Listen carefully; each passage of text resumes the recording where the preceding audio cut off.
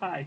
In the last tutorial, we saw how to create a Sage Notebook worksheet, and this time we're going to actually put in some LaTeX code. So since we want to do LaTeX code, we're going to go up here where it says Sage, and there's all sorts of options, but we want LaTeX. And now we can start putting in, say, a problem. So I might, well, let's take a group theory problem. I could start like this: let G be a finite group, and let, say, X and Y be elements of G. Show that X times Y equals Y times X, if and only if. Well, now I want to use the commutator of X and Y is equal to 1. And if you don't know what this means, it doesn't really matter. I want to show you, this is an example of sort of the obvious thing you'd want to type in. I haven't used any funny symbols, except for perhaps this commutator business that you don't know about. And when I typeset it, you get something which is reasonable, but it doesn't look anything like what you would see in a textbook.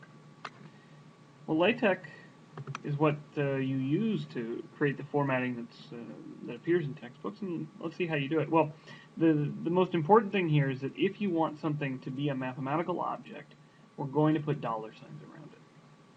So I put dollar signs in front and behind the G, and you'll see the difference. All of a sudden this G becomes sort of an italicized G. And this is what you're going to see in a textbook. And the reason why we do this is we want to distinguish between words and mathematical objects, right? Letters that are denoting them. I put this around all these symbols here, and we're going to get much nicer output. So put some equal signs here, and we'll put some other dollar signs. Okay, and now we evaluate this. And this looks a lot closer to what you're going to see in the textbooks. So this looks very, very nice. We can do some other things if you're interested. So for instance, well, if and only if is a nice way to write it, but maybe you wanted, I don't know, perhaps to write just that succinct little if and only if arrow. So put some dollar signs here, and we're going to first use a little slash. And that slash is telling LaTeX there's going to be a command to follow. And the command, it turns out, for this if and only if arrow is capital L left, right arrow. And if we put that command in, then you'll notice if and only if in the output turns into an equivalence arrow. This is how we can start putting things in. So the key here is put those dollar signs around your mathematical objects. Another thing, well, maybe I want to write down two problems. Well, okay, that's easy enough. I could write down let G be a finite group such that, all right, well, let's see, I want to say that x squared is 1, so I'll use dollar signs. Now, if I want to do an exponent, I use the caret, that's shift 6 on most keyboards. And I'll say x squared is equal to 1.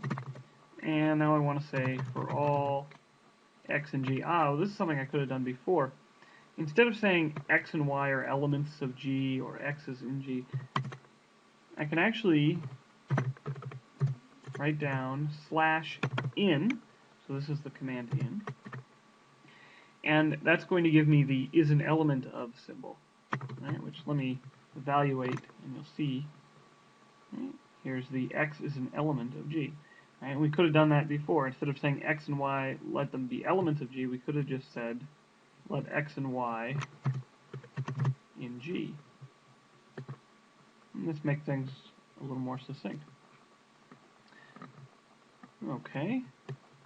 So, okay, if G is a finite group such that x squared equals 1 for all x in G, prove that G is abelian.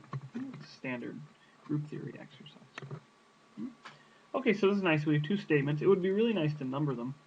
I could just put 1 and 2 in front, but LaTeX is designed so that well, let's say you decide to go back and add a third one right in the middle. You don't want to have to go through and renumber everything. And so a really handy feature is called the enumerate environment. So I'm going to put /begin, right? And this tells me I'm going to begin something.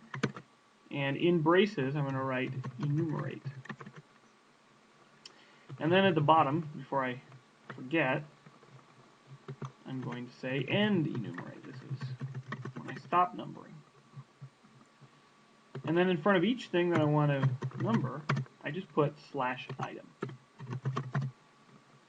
After I evaluate, now I get the numbers 1 and 2. It does the spacing between the numbers for us. We don't have to worry about that. And now it could be that I want to add something else, and so all I have to do is put another item in here.